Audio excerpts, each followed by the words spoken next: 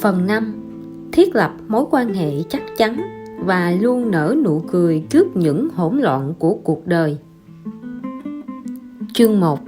Một mạng lưới liên lạc được liên kết bởi những mối quan hệ chắc chắn. Nếu giữa hai lĩnh vực công tư của cuộc sống đều phải được mất cùng chịu, thì đó chính là mạng lưới quan hệ giữa các cá nhân với nhau. Rất nhiều người trẻ tuổi sẽ lo lắng: tôi thấp cổ bé họng, lại chẳng có kinh nghiệm gì, quan hệ chẳng phải là cùng giúp đỡ lẫn nhau đấy sao? Tôi chẳng giúp được ai, tại sao người nhà phải đến giúp tôi liên hệ đây? Thật ra bạn hiểu lầm ý ở đây rồi.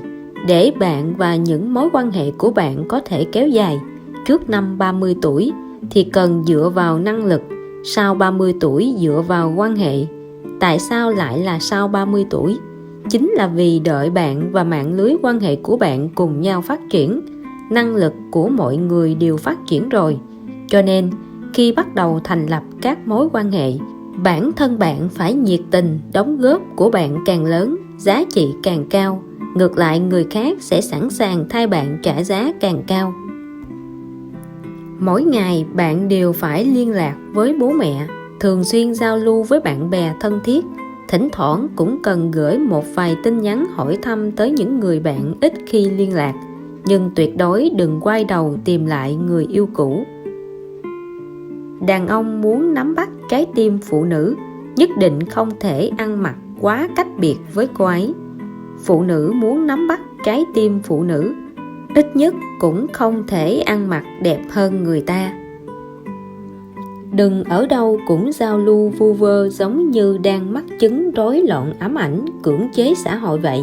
Rất nhiều nữ giới biết cách mở rộng những mối quan hệ mang tính quan trọng, cho nên mỗi khi cá nhân nào có hoạt động nhất định sẽ tham gia. Đến buổi hội họp rồi, có thể ngốc nghếch ngồi trong góc chẳng biết làm gì. Dù bên cạnh có người ngồi cùng cũng chỉ thảo luận vài câu, nhưng hai bên đều chẳng biết sau này liệu có gì cần liên lạc với nhau hay không nữa.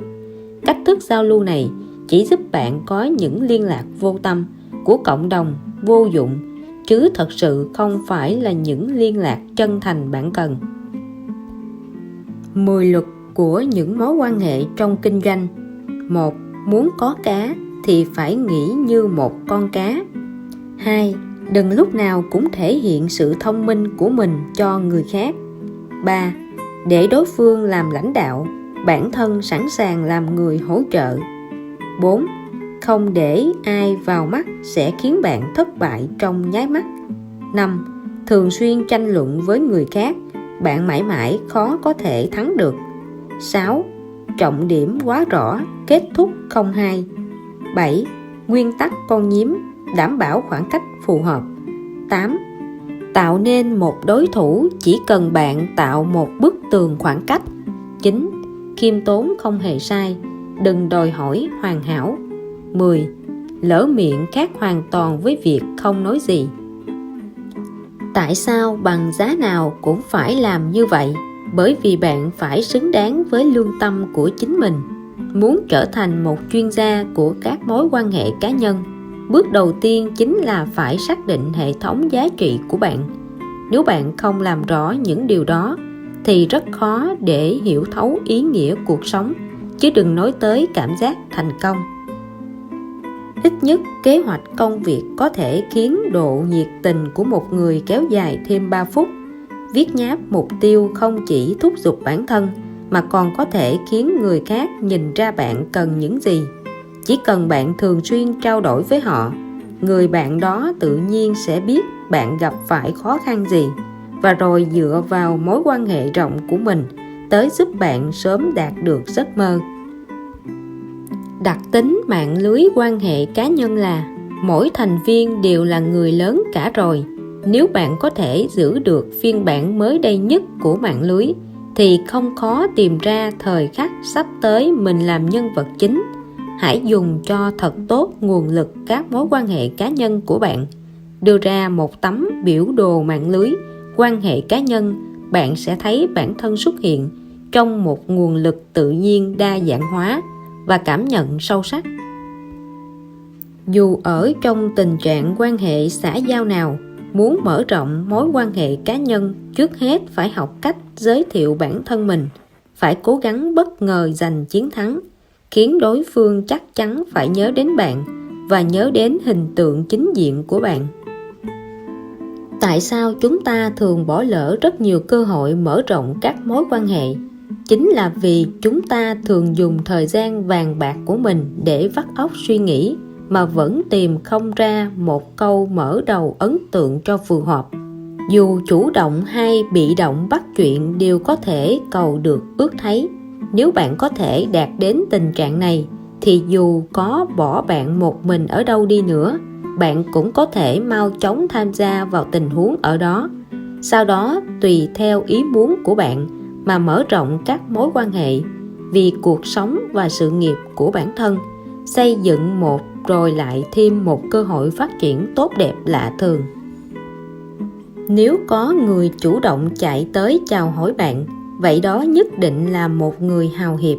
Luyện tập hạ mình nhiều một chút, không ngại phiền hà mà tự giới thiệu bản thân. Những mối quan hệ cá nhân của bạn thông qua đó sẽ càng tiến xa hơn, cũng càng đi càng thuận lợi hơn. Mọi người thật sự không quan tâm bạn hiểu chuyện của họ nhiều được bao nhiêu, nhưng rất quan tâm việc bạn có cẩn thận lắng nghe hay không.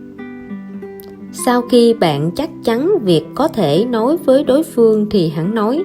Khi có dịp làm quen thì nên trân trọng rồi cẩn thận đưa cho họ tấm danh thiếp, sau đó cả hai cùng quyết định cách thức liên lạc và hợp tác sau này. Kiểu chắc chắn này lập nên dựa vào mối quan hệ cá nhân nên mới có thể khảo nghiệm lâu dài. Người thành công có một cá tính chính là thường có lòng biết ơn từ sâu trong trái tim. Từ trái tim biết ơn đến đối đãi tất cả bạn bè đã từng giúp đỡ bạn, chủ động biểu đạt lòng chân thành biết ơn của bạn. Dần dần bạn sẽ phát hiện không chỉ những mối quan hệ cá nhân đều trở nên chắc chắn hơn, mà những người khác cũng sẽ lấy bạn làm mục tiêu phấn đấu. Phải khâm phục việc loại trừ lòng ghen tị trong trái tim. Thật sự việc này cần rất nhiều dũng khí, bởi vì khi bạn đưa ra một ý tưởng tuyệt vời và nhận được phần thưởng từ người khác, trong trái tim bạn là mùi vị gì đây chứ? Hãy đặt mình vào vị trí của họ một chút. Dù là bạn bè có quen biết hay không, cũng đừng quên nở một nụ cười và nói câu cảm ơn với họ. Sau khi để việc này trở thành thói quen rồi, không chỉ sự nghiệp tương lai của bạn mà quan điểm cuộc sống của bạn cũng sẽ được sửa lại. Thương hiệu lớn cực kỳ có năng lực cạnh tranh, nhưng là nhờ lúc nào cũng được cung cấp giá trị chứ không phải mô tả sản phẩm. Thương hiệu cá nhân có thể làm 3 việc, khiến người khác cảm nhận được lòng chân thành, khác biệt với mọi người và có thể tin tưởng được. Duy trì mạng lưới quan hệ cá nhân cần phải có thành ý và nhẫn nại, nên nhờ các đồng minh đến hỗ trợ trao dồi sức mạnh của bạn. Khi vững vàng ở trên đỉnh cao rồi, lúc bạn cần tạo dựng một loại cục diện win-win cũng chỉ là vấn đề sớm muộn mà thôi. Thậm chí nếu bạn không tham gia vào ngành dịch vụ thì vẫn có rất nhiều cơ hội phục vụ người khác. Bạn cần sớm gây dựng thương hiệu của bản thân để những người trong mạng lưới quan hệ cá nhân đều biết rằng bạn rất đáng tin. Bằng cách này, họ sẽ rất sẵn lòng đầu tư, bởi họ biết bạn sẽ có thể đem về cho họ nhiều hơn. Mối quan hệ cá nhân thật sự rất hữu dụng, nhưng nghìn vạn lần cũng đừng lạm dụng nó. Chỉ cần biểu hiện một lòng chính trực cao sang và lòng duy trì được điểm đặc biệt của bản thân mà đối đãi với người xử lý công việc, như vậy cho dù là đối thủ một mất một còn của bạn cũng sẽ tâm phục khẩu phục, kính trọng vô cùng. Mỗi chuyên gia về mối quan hệ cá nhân tuyệt đối sẽ không lưu giữ lại những khả năng đặc biệt cho riêng mình. Ngược lại, hãy chủ động thường xuyên mời họ chia sẻ và cổ vũ họ theo phương pháp đã có. Nếu như chúng ta muốn kết bạn thì trước hết cần giúp người khác làm một số việc. Những việc đó sẽ tốn thời gian, sức lực nên cần phải thận trọng, cống hiến thì mới có thể làm được. Đừng hy vọng tất cả mọi người đều thích bạn, đó là chuyện không thể xảy ra. Được nhiều người thích đã là thành công rồi. Không nên được người khác giúp đỡ một lần, rất vui đấy, nhưng lại quên ngay. Nhưng bị người khác giẫm cho một phát, suốt đời sẽ không quên được. Đừng tùy tiện từ chối người khác, cũng đừng tùy tiện đáp ứng người khác. Đừng thề ước, đừng hơi tí là đem người nhà ra. Đừng làm những việc vô nghĩa như khoe khoang thực lực bản thân. Chia sẻ là một phương pháp hoạt động của mạng lưới quan hệ. Bạn chia sẻ nhiều bao nhiêu sẽ càng nhận lại nhiều hơn. Nếu những chia sẻ của bạn có ích với người khác, giúp đỡ được họ, người ta sẽ cảm ơn bạn. Bạn sẵn sàng chia sẻ với người khác, sẽ có người với thái độ sẵn sàng đáp trả lại bạn. Khi đó người ta sẽ cảm thấy bạn là người chính trực, chân thành và sẵn sàng làm bạn với bạn. Khi bạn sẵn sàng mang kiến thức và sức mạnh của mình chia sẻ với bạn bè, bạn sẽ mở rộng được mối quan hệ của mình. Làm việc không được để tình cảm xen vào, hoặc là đối với mọi chuyện đều vô tình, nhưng đối đãi với người thì có tình cảm, hoặc là đặt làm người lên đầu, còn làm việc xếp sau. Không thể chịu được mà phải nói rằng đôi khi để kết nối được các mối quan hệ đều dựa vào khả năng bẩm sinh của con người. Có người thường vô tình nhờ vào năng lực trong cách làm việc của bản thân mà có được mối quan hệ rộng. Thế nhưng đừng nản lòng, bạn vẫn có thể học hỏi. Mở rộng mối quan hệ cũng là một loại kỹ năng có thể học hỏi được. Dần dần, bạn cũng có thể trở thành một chuyên gia về các mối quan hệ. Khi bạn có 6 quả táo trong tay, chớ ăn hết chúng. Bởi nếu bạn ăn hết cả 6 quả táo thì cuối cùng bạn cũng chỉ ăn được 6 quả táo thôi. Nhưng nếu bạn lấy 5 trong số 6 quả táo đó đem cho người khác ăn, dù là trước mắt bạn mất đi 5 quả táo, nhưng trên thực tế bạn sẽ nhận lại được tình bạn và thiện cảm của 5 người kia. Khi người ấy có những loại hoa quả khác, nhất định sẽ chia sẻ cùng bạn. Từ đó bạn sẽ nhận được một quả cam, một quả lê. Cuối cùng, bạn có thể nhận được đến 5 loại hoa quả khác nhau và tình bạn của 5 người đó nữa. Vậy nên cho đi cũng là một cách thông minh. Có những lúc biết rõ câu trả lời mà vẫn hỏi như: chiếc nhẫn kim cương của cậu đắt lắm nhỉ? Nhưng có lúc dù muốn lắm nhưng lại chẳng hỏi được. Ví như: bạn nhiêu tuổi rồi? 80% các mối quan hệ khó duy trì là hiếm khi liên lạc. Bạn phải không ngừng liên lạc, vĩnh viễn không bao giờ dừng. Bạn phải không ngừng nạp nhiên liệu cho mạng lưới các mối quan hệ cá nhân của bạn. Như vậy mới đảm bảo chúng không bị khô héo lụi tàn. Cho người khác cơ hội được giúp đỡ bạn sẽ khiến họ cảm thấy hài lòng, vui vẻ, đồng thời cũng là giúp bản thân vui vẻ khi được giúp đỡ người khác.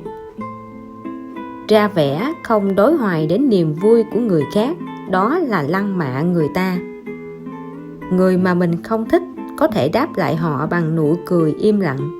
Người mình thích thì thế nào đây? Bởi tình yêu thương của bạn có muốn cũng chẳng giấu được. Sẵn sàng đòi hỏi có thể tạo ra cơ hội. Bạn nên có dáng vẻ rất sẵn lòng giúp đỡ người khác, cũng sẵn sàng đòi hỏi người khác. Nên nhớ, cần phải làm thật tốt những kế hoạch tồi tệ mà người khác đã nói không.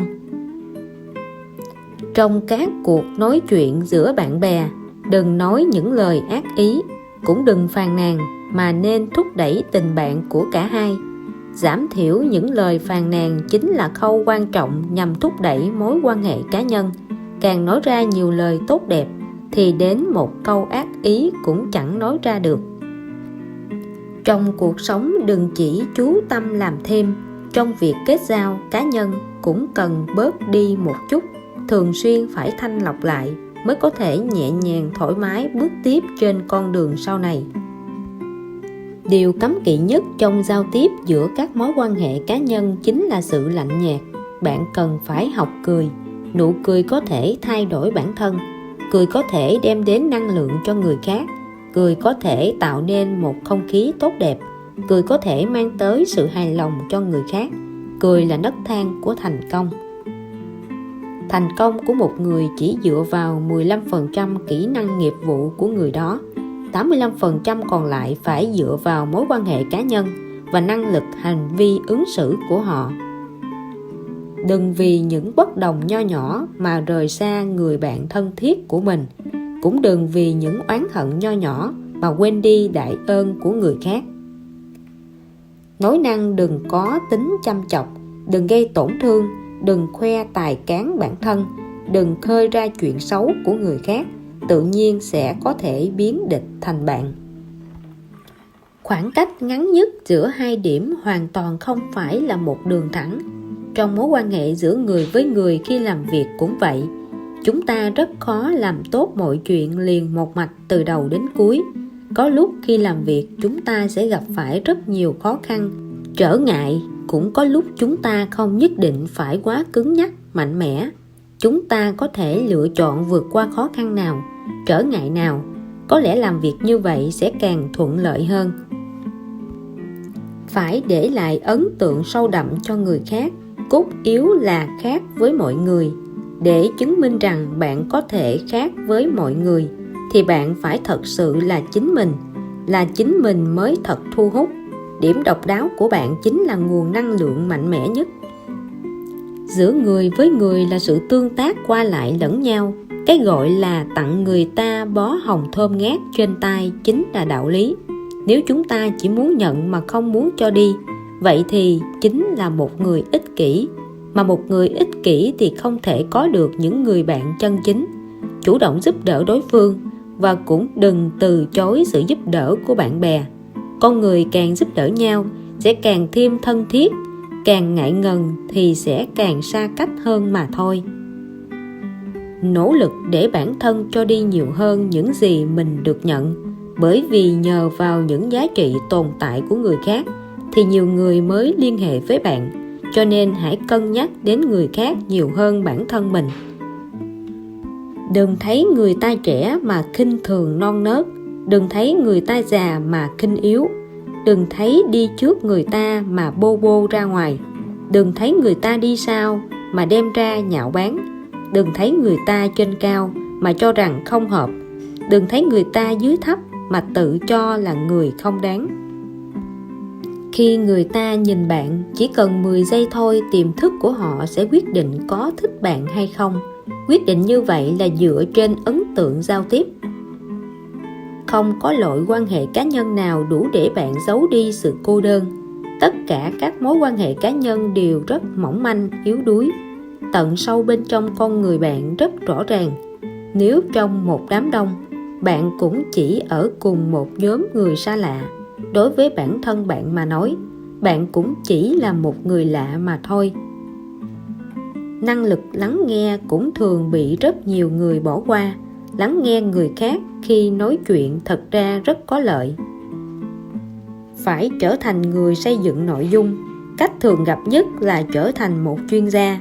Chuyện làm một chuyên gia chính là đem những hiểu biết chuyên môn của bạn đi dạy cho người khác, viết cho người khác, nói cho người khác nghe. Trong trường hợp không vi phạm nguyên tắc, người ta sẽ khoan dung, có thể giúp sẽ giúp, nhưng nghìn vạn lần đừng dồn họ vào bước đường cùng mà phải cho họ lưu lại một con đường lui. Khi nói chuyện có thể rất thẳng thắn, nhưng làm người giả tạo lúc nào cũng tốt hơn người thẳng thắn rất nhiều. Đừng lo lắng về biểu hiện bản thân, cũng đừng háo hức sửa lỗi lầm của người khác. Hãy nghe lại lần nữa, nhìn lại một chút và cân nhắc thêm lần nữa trước khi làm gì đó. Đối với người mình không thích, bạn có thể giấu đi bằng nụ cười im lặng. Dù đối diện với cộng đồng như thế nào cũng phải có lòng biết ơn một chút. Biết ơn người đã làm tổn thương bạn, bởi họ đã giúp ý chí của bạn kiên cường hơn. Biết ơn người đã lừa dối bạn, bởi họ đã cho bạn thêm nhiều kiến thức và kinh nghiệm. Biết ơn người đã bỏ rơi bạn, vì họ đã cho bạn biết mình phải tự lập. Phải biết cảm ơn những người đã chỉ trích bạn, vì họ đã giúp bạn phát triển. Cảm ơn những đối thủ của bạn vì họ đã giúp bạn tỉnh thức hơn. Cảm ơn chính bạn và những người yêu thương bạn nữa, bởi đó chính là bổn phận. Có những lúc bạn rất dễ dàng biến những sáng tạo của người khác thành nội dung của bản thân mình, sau đó dùng những sáng tạo ấy tự thực hành và chia sẻ chúng. Vĩnh viễn đừng bao giờ dựa trên quan điểm lợi hại của cá nhân mà thảo luận hay nghiền ngẫm vấn đề. Vĩnh viễn đừng bao giờ xưng tôi khi tranh luận với người khác. Thay đổi lý luận tranh cãi, chứ đừng thay đổi con người. Tìm kiếm điểm liên kết, điểm hòa hợp, chứ đừng chỉ nhìn vào mâu thuẫn hay điểm khác biệt của nhau. Như thế mới vĩnh viễn yên ổn, bình tĩnh thản nhiên mà nhìn vào điểm khác biệt thông thường. Nhìn vào người bạn thẳng thắn, thực sự bất đồng ý kiến, chứ không phải nhìn họ với ánh mắt như ngồi phải gai. Khi gặp chuyện không như mong đợi với một vài người nào đó, trước hết nghĩ về mặt tốt thì có thể họ đang giúp bạn.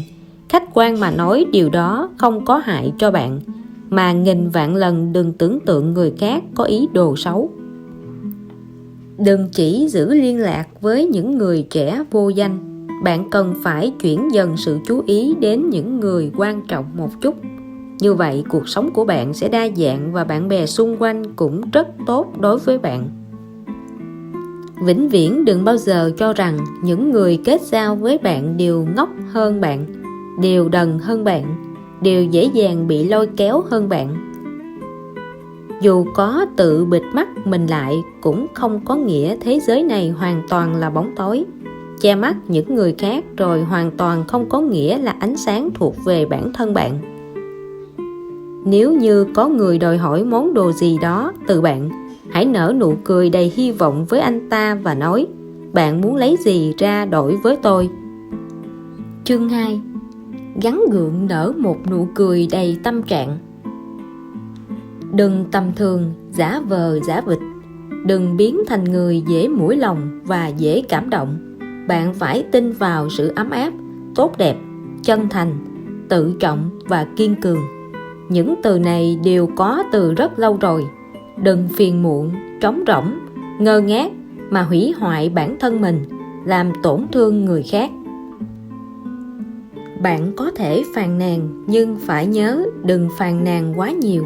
Giữ lại một chút cho bản thân tự gặm nhấm. Đừng để người khác thấy bạn giống như dì Tường Lâm mà trở nên đau lòng. Dì Tường Lâm là nhân vật trong truyện Chúc Phúc của Lỗ Tấn, một người giỏi nhẫn nhịn chịu đựng. Khi đau buồn và cảm thấy có lỗi, hãy cứ khóc thật lớn. Khóc xong rồi hãy vỗ mặt vài cái, nở một nụ cười với bản thân. Đừng mạnh tay quá, nếu không sáng hôm sau mắt sẽ sưng húp lên cho xem. Người quá tự tin còn có thể cứu được, người tự hạ thấp bản thân không tài nào cứu được. Phải hiểu rõ bản thân, chinh phục chính mình, tự thay đổi bản thân thì mới có thể thay đổi người khác. Bạn hãy làm một người cởi mở, tích cực, một cô gái thú vị, nhiệt tình với bạn bè, sáng suốt trong tình cảm, sống một cuộc sống tích cực và theo đuổi ước mơ của chính mình. Tại sao lại phải đau khổ hối hận mà đánh mất tình cảm hiện tại? Tại sao vì nỗi lo lắng mơ hồ mà bất an khó chịu? Tất cả cũng đã qua rồi, dù có hối hận thế nào cũng chẳng ích lợi gì nữa.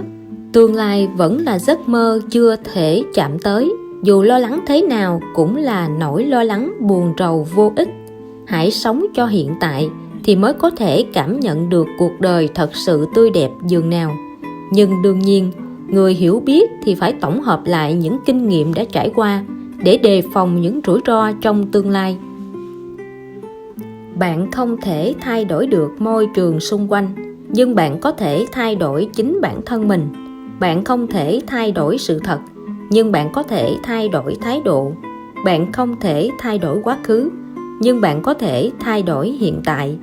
Bạn không thể kiểm soát người khác, nhưng bạn có thể kiểm soát chính mình. Bạn không thể dự đoán trước tương lai, nhưng bạn có thể nắm chắc hôm nay. bạn không thể thuận lợi trong mọi việc, nhưng chuyện gì bạn cũng có thể tận tâm.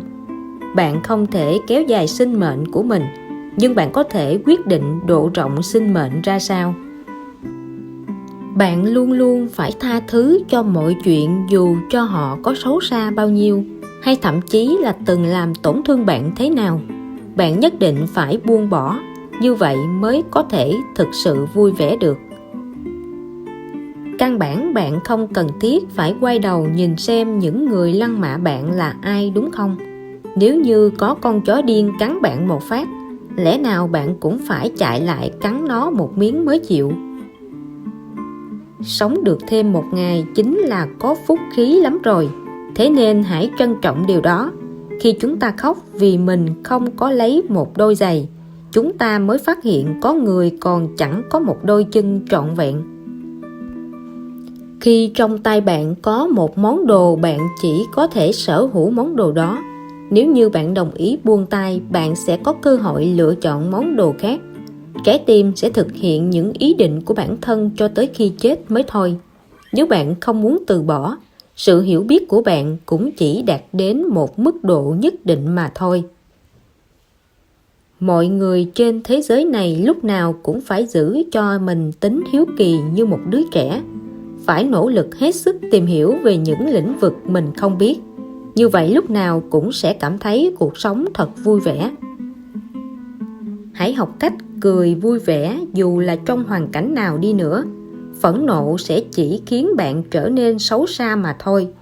Khi người khác xúc phạm bạn, phải nhớ sử dụng sự hiểu biết của mình mà đáp trả lại họ. Đừng chửi rủa người khác. Kể cả khi bạn rất tức giận, cũng phải học cách trở nên thật xinh đẹp. Nhưng đối với những người hèn hạ thì bạn không cần khách sáo, chỉ cần không dùng những lời lẽ tục tĩu là được. Nếu một người chưa từng cảm nhận nỗi đau khổ thì sẽ chẳng dễ dàng thông cảm cho người khác. Bạn muốn học hỏi tinh thần cứu khổ cứu nạn thì trước hết phải chịu khổ chịu nạn đã. Thế giới vốn dĩ không thuộc về bạn, vì vậy bạn không cần phải cảm thấy bị bỏ rơi, phải vứt bỏ tất cả những gì liên quan mật thiết đến bản thân. Vạn vật trên thế giới này bạn đều có thể dùng, nhưng không phải tất cả đều là của bạn. Không tranh đua mù quáng với người khác, bản thân sẽ ung dung mà thấy tự hài lòng. Đừng đặt mục tiêu cuộc sống quá cao, bản thân sẽ thường cảm thấy thật vui vẻ. Đừng quá cầu toàn mà theo đuổi sự hoàn mỹ, bản thân sẽ tránh xa được khổ đau. Đừng thường xuyên đòi hỏi ở bản thân, bạn sẽ thấy mình sống tự do tự tại. Đừng cứ ngày ngày bới lông tìm vết, bản thân sẽ thấy nhẹ nhàng thư giãn. Trong những giây phút, những tình huống cụ thể và những dịp đặc biệt, khoan dung tuyệt đối có ý nghĩa phi thường. Thép tốt nên được dùng làm lưỡi dao. Chính là ý này, vào lúc cần thiết, khoan dung một chút không chỉ có thể đưa bản thân lên một tầm cao mới, để bản thân bỏ đi cái kiểu sẵn sàng giương súng đối đầu lại, mà còn có thể cho những người bạn thương yêu một tâm trạng cảm kích mà cân nhắc lại lỗi lầm của bản thân. Khi tâm trạng không tốt, cần thường xuyên tự hỏi bản thân rằng mình đang có cái gì, chứ không phải là mình đang không có cái gì. Nếu như bạn cảm thấy không ổn, bạn phải mở ánh mắt đầy hy vọng nhìn ra bên ngoài. Thế giới này lớn lắm, phong cảnh đẹp lắm, cơ hội nhiều lắm, còn cuộc sống thì ngắn lắm. Đừng vội vã đắm chìm trong bóng tối. Nếu như cuộc sống của bạn đã từng ở dưới thung lũng, vậy thì hãy gan dạ lên, bởi vì bạn có đi như thế nào cũng là hướng lên trên cả.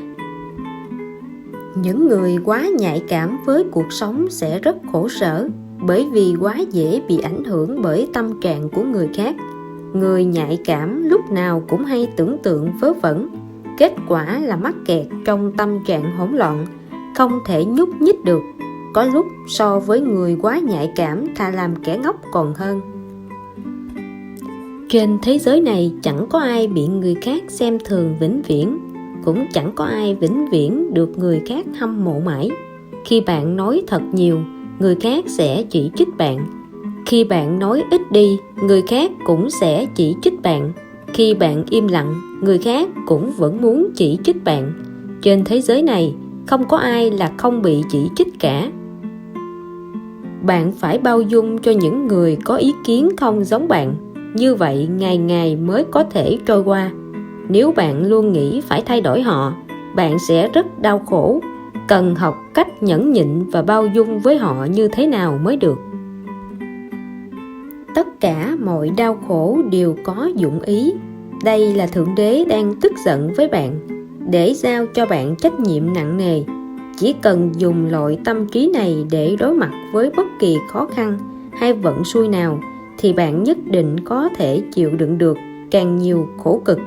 Từ đó càng có thêm năng lực kiểm soát sinh mệnh của bản thân. Không có chuyện gì là không vượt qua được, chỉ có tâm trạng là rất khó vượt qua. Thật sự là như vậy. Có rất nhiều chuyện chúng ta vì một lý do nào đó mà rất khó vượt qua, bởi vì trong trái tim chúng ta không thể buông bỏ được. Ví như bị lừa rồi, bị phạt, làm sao buông bỏ được? Bị chế nhạo rồi, oán hận, buông bỏ sao được? Mặt mũi bị chỉ trích, buông bỏ thế nào được? Đa số mọi người đều chỉ quan tâm đến những việc của bản thân và quanh quẩn với những việc khiến tâm trạng không vui. Thật ra, chỉ cần thay đổi tâm trạng một chút thôi thì cả thế giới đã hoàn toàn khác rồi.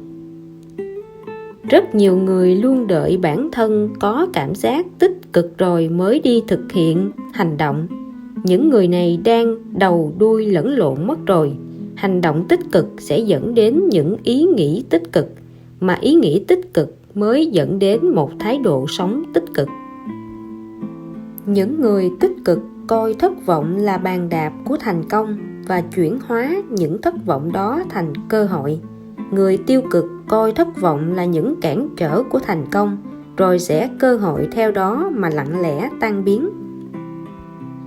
Khi bạn cảm thấy người khác đối xử với mình chưa đủ tốt, hay khi bạn cảm thấy bị khinh thường, hãy nhìn lại bản thân một chút. Bạn có xứng đáng bị người khác đối xử như vậy không? Từ hôm nay trở đi, hãy là một người thật đơn giản, đáng tin cậy và thực tế. Đừng chìm sâu trong hoang tưởng. Đừng tự gây phiền phức cho chính mình.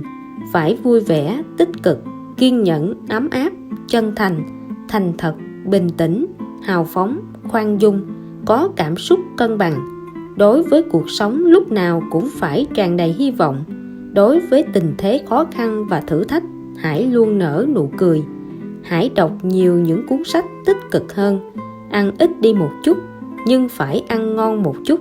Phải có ước mơ của mình, dù cho nó có hơi xa vời cũng được. Mọi người luôn thở dài, như con thiêu thân lao vào lửa. Mọi người vẫn luôn chế nhạo, cá đã cắn câu. Mọi người vẫn luôn bông đùa, tự nhiên sập bẫy. Nhưng nếu như tự mình suy nghĩ cẩn thận một chút, xung quanh cuộc sống của chúng ta, bi kịch của những tham vọng này còn ít hay sao?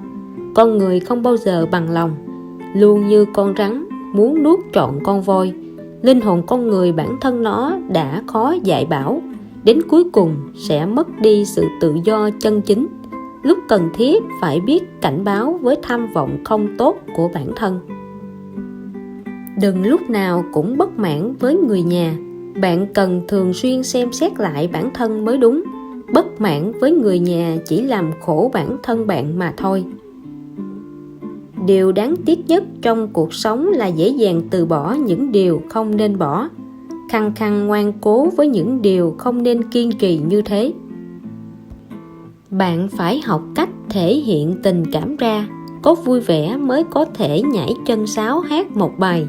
Có khổ não cũng đừng giữ trong lòng. Có thể nói với bạn bè hoặc khóc một trận thật lớn. Hãy quảng giao với bạn bè để xóa bỏ những nỗi cô đơn. Còn phải tham gia vào một số hoạt động thể dục thể thao. Việc rèn luyện sẽ có tác dụng rất lớn tới tâm trạng của bạn. Lương tâm là phép thử công bằng nhất của mọi người. Bạn lừa được người khác nhưng vĩnh viễn không bao giờ lừa được lương tâm của chính mình. Dường như với những người tiêu cực, im lặng chính là lời từ chối khéo léo. Còn với những người tích cực, im lặng vẫn chưa phải là lời từ chối đâu. Hành động quyết định thói quen quyết định tính cách sẽ quyết định vận mệnh. Bạn chắc chắn lại khóc nữa rồi, vậy thì cứ khóc thật đã đi. Đừng để bản thân giống như mưa, khóc mãi không ngừng. Cũng đừng hy vọng người khác sẽ đến thương xót bạn. Hãy học cách đứng dậy, cười lên, trang điểm tươi sáng một chút rồi đi ra ngoài, ăn một bữa, đến tối về lại ngủ đầy hạnh phúc. Đừng để người khác nhận thấy vẻ bối rối của bạn. Bạn cảm nhận được rõ ràng sự việc, nhưng người khác chưa chắc cũng chú ý đến nó.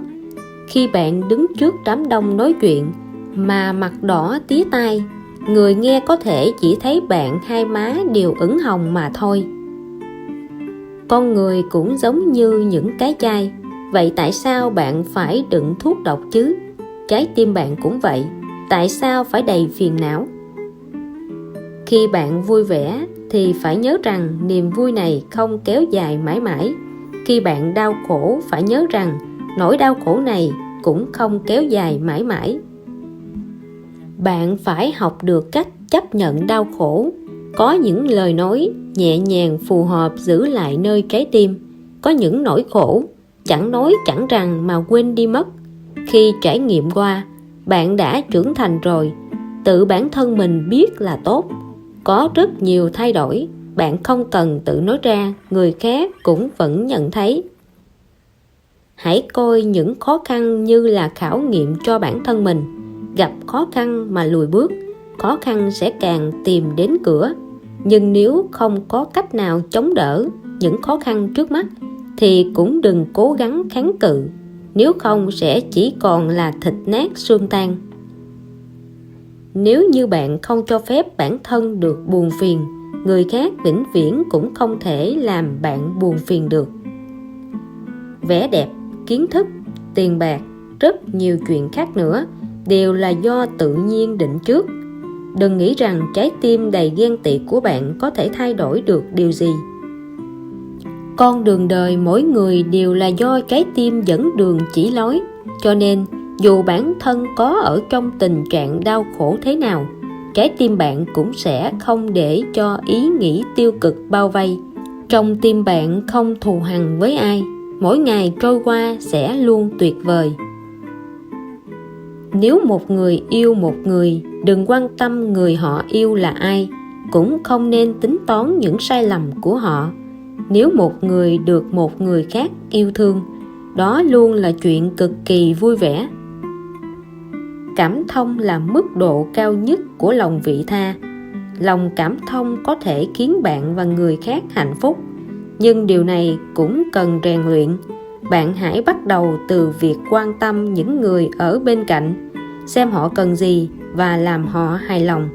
Dù bạn không thể hiện lòng cảm thông ra bên ngoài, qua một thời gian dài, nó cũng sẽ tự nhiên xuất hiện.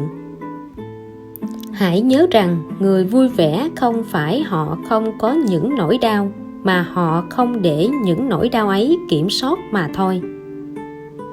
Trong cuộc đời, mỗi người đều đã từng đắm chìm trong hạnh phúc và vui vẻ, cũng từng trải qua những khó khăn và thất bại. Khi vui vẻ hạnh phúc, chúng ta lúc nào cũng cảm thấy thời gian trôi qua thật nhanh.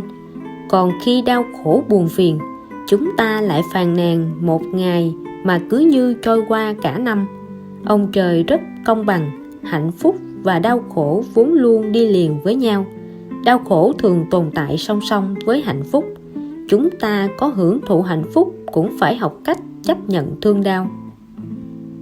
Hạnh phúc không phải là một điều kỳ lạ, chắc chắn không vì bạn mà chia cho người khác ít hơn. Đôi khi bạn cho người khác nhiều bao nhiêu, chính bạn cũng sẽ nhận lại nhiều bấy nhiêu. Nếu như bạn chia sẻ niềm vui với một người khác, niềm vui của bạn sẽ được nhân đôi. Còn nếu bạn chia sẻ hết những nỗi buồn của mình cho một người khác, nỗi buồn của bạn sẽ giảm đi một nửa. Niềm vui cũng giống như một con bướm, dường như chỉ cần bạn đưa tay ra là có thể bắt được, nhưng lại thường thất bại. Nhưng nếu bạn lẳng lặng ngồi xuống, ngược lại nó sẽ đậu trên người bạn. Nếu chúng ta chỉ thuần túy muốn trở thành một người vui vẻ, nguyện vọng này rất dễ đạt được. Nhưng nếu chúng ta mong muốn cùng vui vẻ với người khác thì khó lắm, bởi chúng ta luôn nghĩ rằng người khác sẽ vui vẻ hơn mình.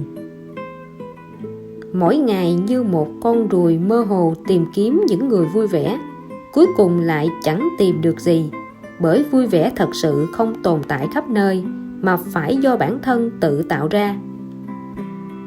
Làm sao mới có thể vui vẻ được?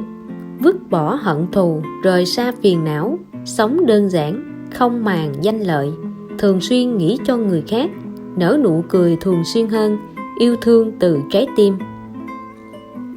Sống vui vẻ chính là cuộc sống của người thành công, cho nên ai cũng khát khao bản thân có thêm càng nhiều niềm vui. Nhưng không phải ai cũng có được điều đó, thành ra có người bắt đầu phàn nàn, than trời trách đất, không yêu thương mình, trách số phận mình bất hạnh, phàn nàn chống đối, gia đình không hòa hợp. Thật ra những chuyện này đều không phải là yếu tố quyết định. Điều thật sự quyết định bạn có vui vẻ hay không chính là bản thân bạn. Đem niềm vui của mình giao cho người khác sẽ luôn khó tránh khỏi thất vọng. Vượt qua một vài giới hạn của bản thân, đều chẳng có cách nào dành hết 100% cho người khác. Bạn có thể cho rằng đây là một kiểu ích kỷ, nhưng bạn phải thừa nhận điều đó. Loại ích kỷ này thật ra không xấu lắm. Trên thế giới này liệu có ai đáng tin? Chẳng có ai hết, chỉ có bản thân bạn mà thôi. Nếu bản thân chúng ta đủ kiên cường, đủ dũng cảm, đủ độc lập, người khác sẽ đối tốt với chúng ta một chút. Đây là một loại công bằng trời ban. Con người đơn giản thì sẽ vui, phức tạp sẽ chống già. Giữ vững một trái tim non trẻ, làm một người đơn giản, thưởng thức ánh nắng và sự ấm áp. Hãy làm một người vui vẻ, giữ một trái tim vô tư, thì dù cho ngày u buồn cũng có thể tươi sáng rạng ngời. Cuộc sống nên như vậy. Chúng ta cứ luôn tìm kiếm niềm vui, lại dần dần phát hiện niềm vui ngày càng rời xa chúng ta. Tình yêu mà không nghĩ đến hạnh phúc tương lai, bạn bè không hy vọng chân thành, vậy thì chúng ta sẽ đau khổ, phàn nàn và chẳng vui vẻ gì được. Im lặng thật lâu rồi bất ngờ nhận ra, nếu như nhìn mọi việc đơn giản một chút, tin tưởng tình cảm của người yêu, sự chân thành của bạn bè, gặp chuyện đừng nghĩ đến lợi ích, đối đãi chân thành với người khác, đừng mong mỏi, đừng cưỡng cầu, tự nhiên sẽ không phiền não. Thật ra vui vẻ chính là ở trong tâm mỗi người. Vĩnh viễn đừng đi ngưỡng mộ cuộc sống của người khác, cho dù người đó trông có vẻ rất giàu có, hạnh phúc. Vĩnh viễn đừng bao giờ đánh giá người khác hạnh phúc hay không, cho dù người đó trông có vẻ cô đơn, không nơi nương tựa. Hạnh phúc giống như khi người ta uống nước, nóng lạnh tự biết. Bạn không phải là tôi, làm sao biết tôi đã trải qua những gì, trong lòng vui buồn ra sao. Trên trái đất này, có lúc cười người sẽ có lúc bị người cười. Hãy cứ thư giãn, cho mình niềm vui, cho người khác niềm vui nữa. Cuộc đời có được mấy lần 10 năm, đừng để bản thân có điều gì nuối tiếc. Muốn cười cứ cười, muốn khóc cứ khóc, nên đến lúc yêu thì cứ yêu đi. Khi chúng ta vui vẻ, nguyên nhân vui vẻ hoàn toàn không phải vì chúng ta có được thật nhiều thứ gì đó, mà là bớt đi được bao nhiêu lo lắng. Khi chúng ta đau khổ, nguyên nhân đau khổ hoàn toàn không phải bởi chúng ta thiếu sót điều gì, mà là do chúng ta đã thêm vào biết bao ích kỷ cùng mong muốn. Rất nhiều người nghiến răng đấu tranh, chỉ hy vọng sau khi thành công rồi có thể vui vẻ. Cẩn thận ngẫm nghĩ mà xem, tôi và bạn hầu như lúc nào cũng trong tình trạng đang hoàn thành. Chỉ có những khoảng thời gian cực ngắn mới là trạng thái đã xong. Nếu như đợi đến khi hoàn thành mới vui vẻ, vậy cuộc sống của tôi và bạn như được định trước là không có duyên với niềm vui vậy. Cao thủ EQ thật sự không phải hoàn thành công việc mới vui vẻ. Trái lại, niềm vui chính là quá trình hoàn thành công việc đó. Niềm vui là không chờ đợi. Đừng cứ luôn cho rằng những người bên cạnh đều đối xử với bạn không tốt. Chẳng có ai được định sẵn là phải chăm sóc bạn. Làm người cần phải độc lập. Tại sao chúng ta luôn cảm thấy đau khổ nhiều hơn vui vẻ, đau buồn nhiều hơn niềm vui, bi ai nhiều hơn hạnh phúc? Là bởi vì chúng ta luôn không phân biệt những gì làm nên đau khổ, không phân biệt những gì làm nên đau buồn, không phân biệt những gì làm nên bi ai, mà vốn dĩ phải phân biệt vui vẻ, niềm vui, hạnh phúc là điều rất bình thường, chưa từng để chúng làm nên vui vẻ, hoan hỷ và hạnh phúc. Thật ra, hài lòng chính là hạnh phúc. Hãy là một cô gái ấm áp, một cô gái hay cười, vui vẻ và thấu hiểu thật vui biết chừng nào. Niềm vui sẽ lan tỏa tới những người bên cạnh khiến họ vui vẻ theo. Từ đó tận lực làm việc càng tốt hơn. Thi thoảng bướng bỉnh nhưng đừng sắc sảo, thi thoảng nhạy cảm nhưng đừng đa nghi. Sẵn sàng chia sẻ với mọi người tất cả những niềm vui nỗi buồn. Vui vẻ thì cười để người khác đều biết, buồn đau thì khóc, sau đó coi như chuyện chưa từng xảy ra. Chỉ cần như vậy, hãy cố gắng yêu thương chính mình. Niềm vui không phải là dùng những từ ngữ tốt đẹp để miêu tả, bởi đó ẩn sâu trong từng sợi tế bào cảm xúc của mỗi người. Bạn sẽ tự nhiên cảm thấy vui vẻ khi có gia đình ấm áp, có tình yêu ngọt ngào, có những lúc cuộc sống thật giản đơn. Tâm của con người giống như một cái thùng chứa đầy niềm vui. Mọi buồn phiền tự nhiên sẽ ít đi, chứa đầy đơn giản. Những phức tạp tự nhiên cũng sẽ ít đi, chứa đầy thỏa mãn. Đau khổ tự nhiên cũng ít đi, chứa đầy thấu hiểu. Tranh luận tự nhiên cũng giảm bớt, chứa đầy khoan dung. Thù hận tự nhiên sẽ ít lại. Bạn dùng nó để rửa đồ, nó sẽ là một công cụ rửa đồ. Bạn dùng nó làm một cái ly, nó sẽ là một cái ly. Tích cực thật sự có lúc bao gồm một thuyết vô vi, khách quan đối diện với thực tế và chấp nhận thực tại. Chấp nhận những gì nên chấp nhận, làm những gì bản thân có thể làm. Có lẽ rất miễn cưỡng, nhưng nó thật sự là sự tích cực tối ưu nhất. Nếu niềm vui có thể dùng tiền mua được thì đại đa số mọi người sẽ đều vì cái giá cực kỳ đắt đỏ mà không vui. Giả dụ bạn đang gặp phải một vài chuyện rắc rối nào đó, nghìn vạn lần đừng giữ trong lòng. Hãy kể những buồn phiền đó cho người mà bạn tin tưởng, người có cái đầu lạnh. Khi đó bạn sẽ thấy thoải mái hơn, bạn sẽ được hỗ trợ và chỉ ra sai lầm của mình. Chúng ta đang sống một mình trong vòng tròn cuộc sống, vui vẻ, đau buồn, thất vọng, chán nản. Sau đó từ tận sâu trong trái tim, chúng ta lại vui vẻ, đợi chờ trong hy vọng về một ngày mai tươi sáng. Chương 3. Những con người chạy trốn một cách hỗn loạn trong những ngã rẽ cuộc đời.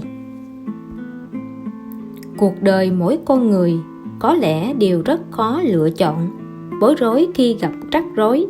Điều cần thiết lúc này là kiên quyết từ bỏ và lựa chọn sáng suốt. Nó chỉ giới hạn chúng ta thôi, quyết định là của bản thân chúng ta. Nên dù sớm hay muộn thì người đưa ra lựa chọn vẫn sẽ là bạn. Nếu như họ không muốn ở thì dù bạn có mạnh mẽ thế nào cũng chẳng thể giữ lại được. Hãy vui vẻ mà sống đi.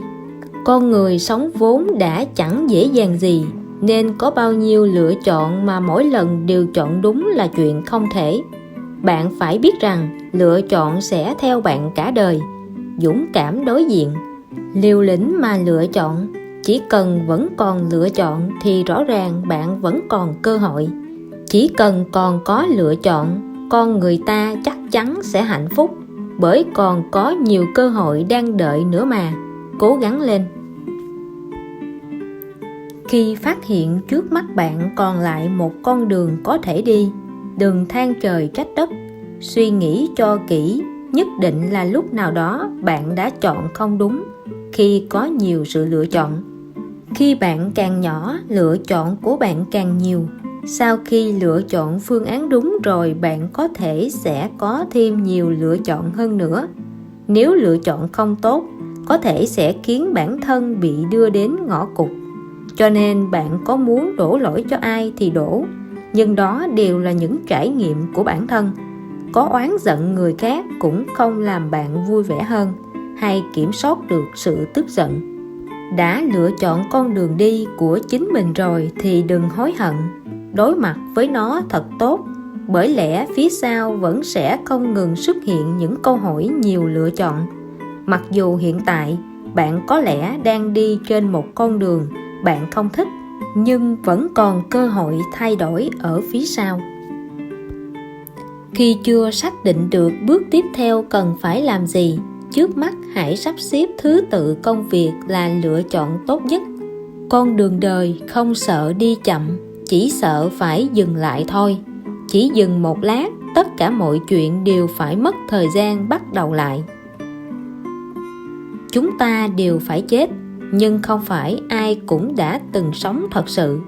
Chúng ta bị kẹt vào giữa những lỗ hổng của thế giới này, bơ vơ nhìn người khác sống, hoặc là vì người khác mà sống. Chúng ta vội vã chạy suốt một đời, dần dần đánh mất đi chính cái tôi của bản thân, không thể làm chính mình. Đây là nỗi đau khổ nhất của chúng ta. Hãy to gan lên một chút đi, không cần phải có nhiều hy vọng lớn lao. Từ bỏ một chút đi, không cần phải tìm kiếm nhiều điều to lớn. Hãy sống vì bản thân, xác định rõ cuộc sống của bạn thì mới có thể chính xác và hoàn hảo được. Con người trong thành phố đều đi tìm kiếm công việc, tìm chỗ ở, tìm người yêu, tìm lại một đoạn hồi ức, tìm kiếm một giấc mơ. Cũng có những người đi tìm kiếm người khác, còn có những người lại tìm kiếm chính mình, nhưng họ cũng không nói rõ bản thân rốt cuộc đang đi tìm cái gì. Điểm yếu lớn nhất của một người không phải là ích kỷ, hung ác, bướng bỉnh, mà là mù quáng yêu thương một người không yêu mình. Bạn có hơi lười một chút, thích nằm ì trên giường nữa. Bạn cũng không ngoan lắm, thích gây sự. Trước mặt người lạ bạn sẽ rất yên lặng, rất lạnh lùng. Trước mặt người quen thì lại rất nghịch ngợm, lại thích cười ha ha thật lớn, mất hết cả hình tượng. Cũng có lúc bạn sẽ buồn, bạn bè có hỏi bạn làm sao thế, bạn sẽ chỉ nói mỗi một câu không sao. Thực ra bạn biết, bạn chỉ là cảm thấy mệt mỏi thôi, bạn chỉ là muốn được ôm một cái thôi. Không thể tìm được đáp án thì đừng nghĩ nữa, đừng để bản thân đắm chìm vào cạm bẫy đau buồn. Lựa chọn có thể chỉ là hai từ đơn giản, nhưng thực tế nó lại đủ nặng để đè lên cuộc sống mỗi người, khiến bạn không thể nhúc nhích được. Vì trong cuộc sống, bạn sẽ cần đối mặt với rất nhiều sự lựa chọn. Bạn mua một món đồ nhỏ thôi, cũng là lựa chọn xem mua cái nào thì tốt, chẳng phải sao? Chọn lựa ở khắp mọi nơi giống như vô số cạm bẫy mà mê hoặc bạn. Bạn chọn đúng thì có thể vui vẻ một đời, chọn sai rồi thì có thể là khó khăn một đời. Rất nhiều người nói vận mệnh bản thân không tốt. Thực tế bạn cảm thấy rất nhiều lúc chính là bạn tự mình đưa ra lựa chọn sai lầm. Sai một bước nhỏ thì sẽ dẫn tới con đường lựa chọn sau này càng ít hơn. Khi không quyết định được, hãy để thời gian giúp bạn. Nếu như vẫn không có cách nào quyết định được thì cứ làm đi rồi nói. Thà làm sai còn hơn, đừng để sau này hối hận. Tôi đã nhận được thành công và cảm thấy tự hào. Bạn cũng nên cảm thấy tự hào đi. Tiếp tục làm cho tốt. Tiếp tục dùng nỗ lực nhiều nhất có thể dù làm bất cứ việc gì. Không có sai lầm nào có thể tồn tại mãi mãi. Tồn tại mãi là do người ta thường xuyên nhắc đi nhắc lại về sai lầm đó mà thôi. Khi bạn muốn khoác lác một chút, nghĩ lại xem bản thân mình ghét người khác ba hoa như thế nào. Vậy thì bạn sẽ không làm chuyện điên rồ đó nữa.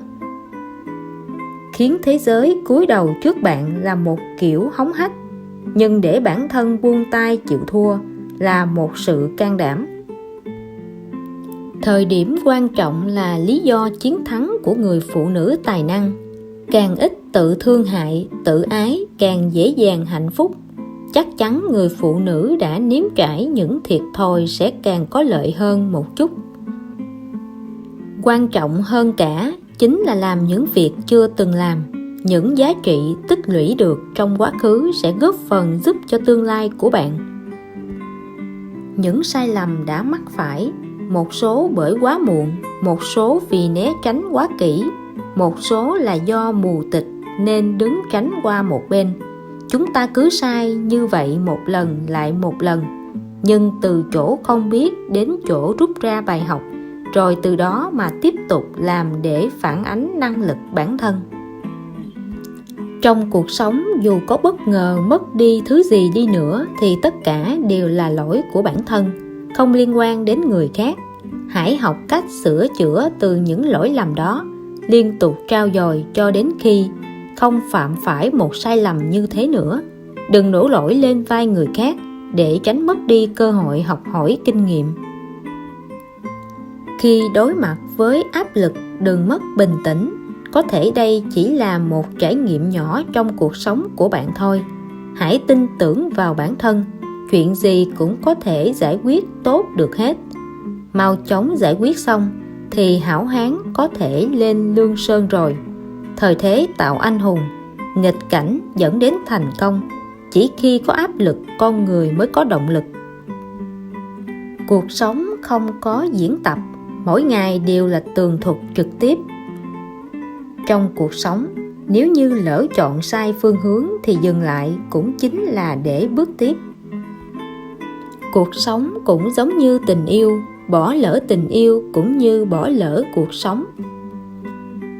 Có thể có một tâm trạng tốt không phải là bởi chúng ta nhận được nhiều, mà là chúng ta tranh cãi ít, chúng ta hiểu sâu sắc hơn, nhiều hơn. Có lúc đó cũng là một loại gánh nặng, là một kiểu mất mát khác. Ít hơn không phải là không đủ thực tế, mà là giàu có vô hình.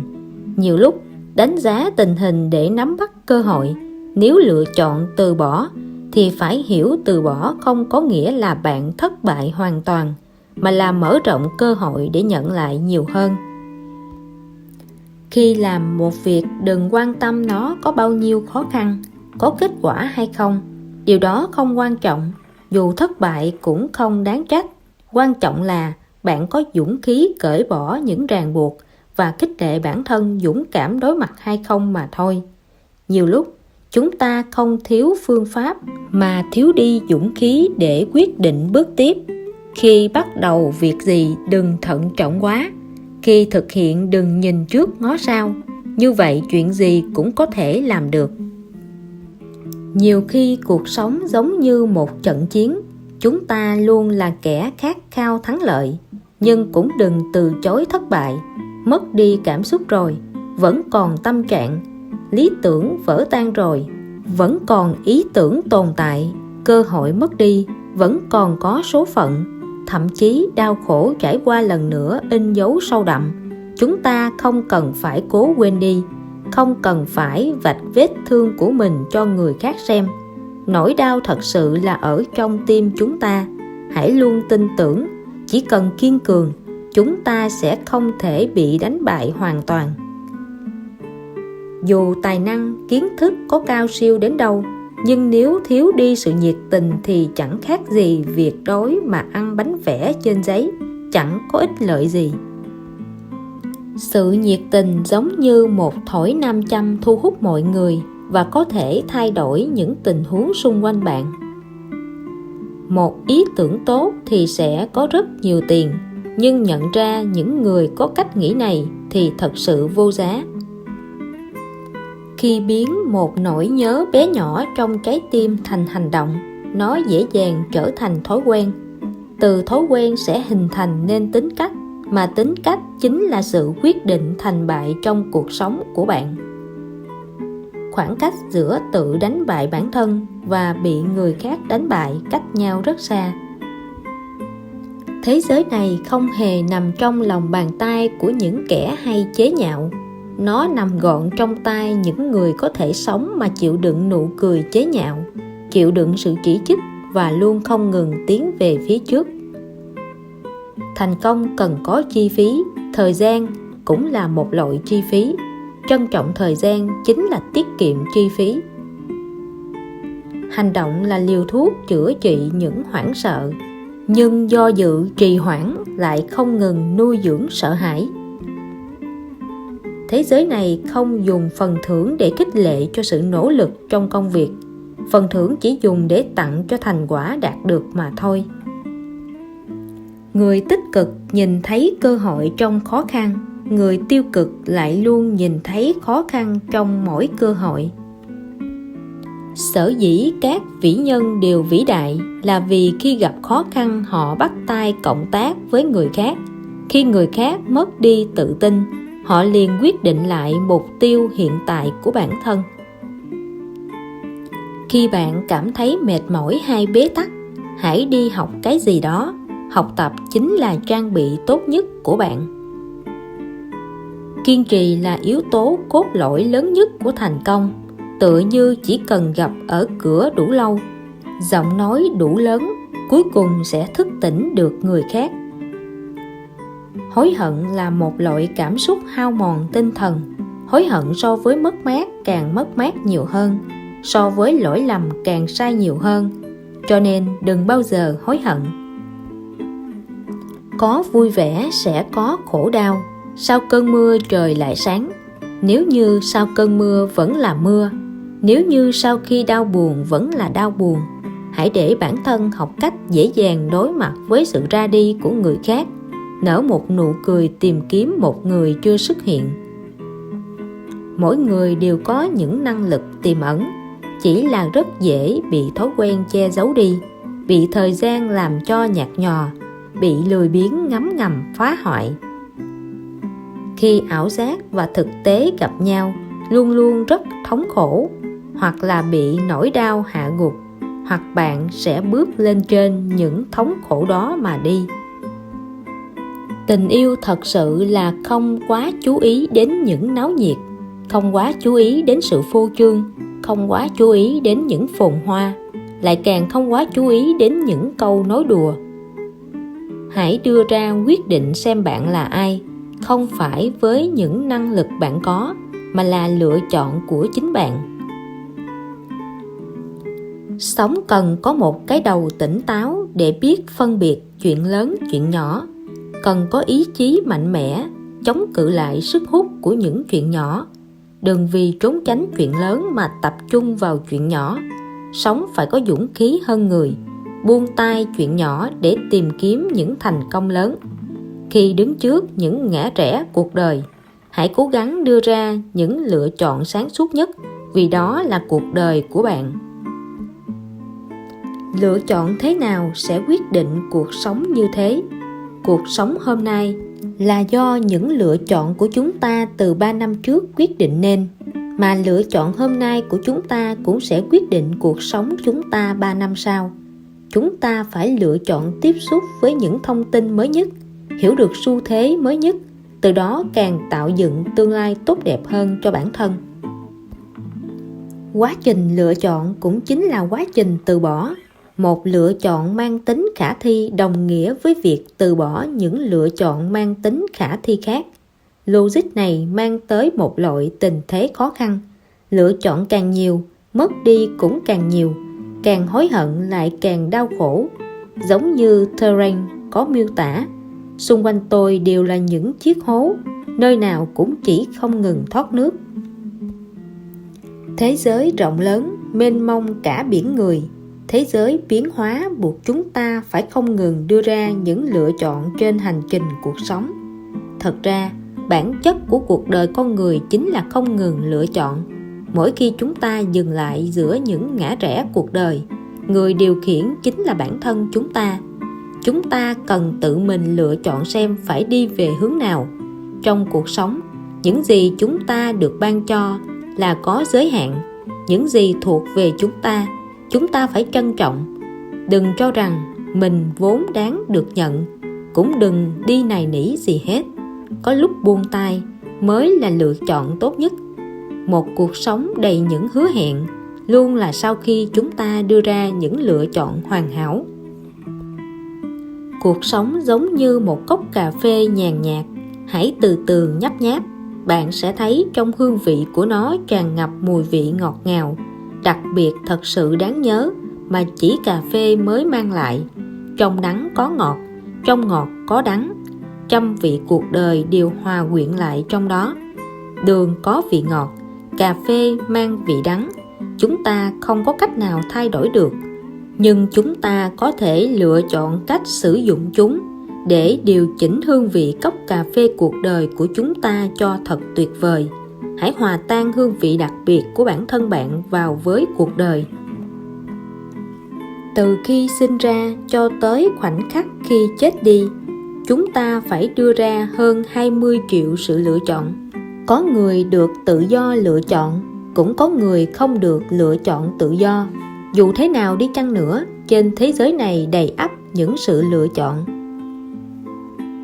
Lựa chọn như là liều thuốc giải cho những hối hận. Hối hận lại là liều thuốc độc của những lựa chọn. Vạn vật khi bắt đầu đều khó khăn.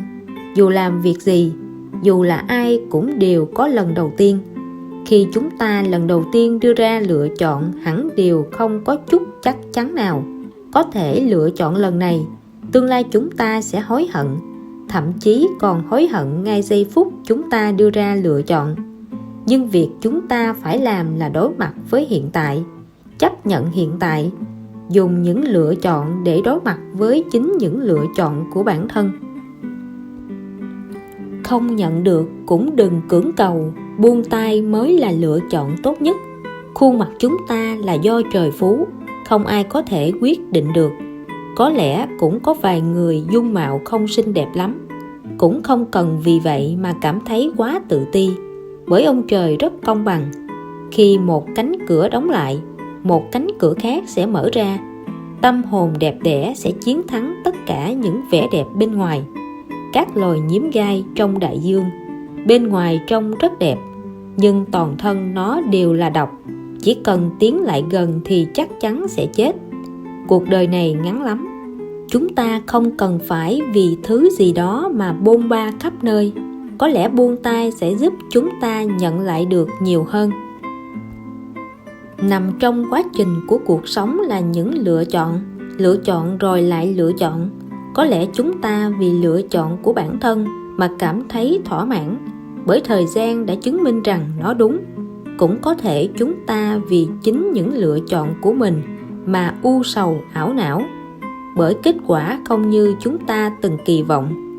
Nhưng dù kết quả của những lựa chọn ấy có thế nào, chúng ta cũng cần phải đối mặt và chấp nhận chúng. Những gì bạn muốn không nhất định là đúng, không nhất định là phù hợp với bạn. Có lẽ đường tiến về phía trước rất gồ ghề khó đi, nhưng đó là mong muốn của bạn. Bạn có thể can thiệp vào được. Có thể đó là điều bình thường hay là đúng đắn nhất, là phù hợp nhất với bạn. Nhưng là chưa có những bất ngờ đến với mong muốn của bạn. Có lẽ người có năng lực lựa chọn nên là người hạnh phúc, bởi ít nhất họ vẫn có thể dựa vào cách thức lựa chọn của bản thân. Mà trong cuộc sống, phần lớn những lựa chọn đều vô dụng, dù là bạn đi trên con đường nào. Đó là bởi bạn không có lựa chọn nào khác. Lấy một ví dụ đơn giản thôi. Nếu bạn muốn chọn trường đại học nhưng lại chưa vượt qua kỳ thi, vậy bạn cũng chỉ có thể lựa chọn con đường khác, phải vậy không?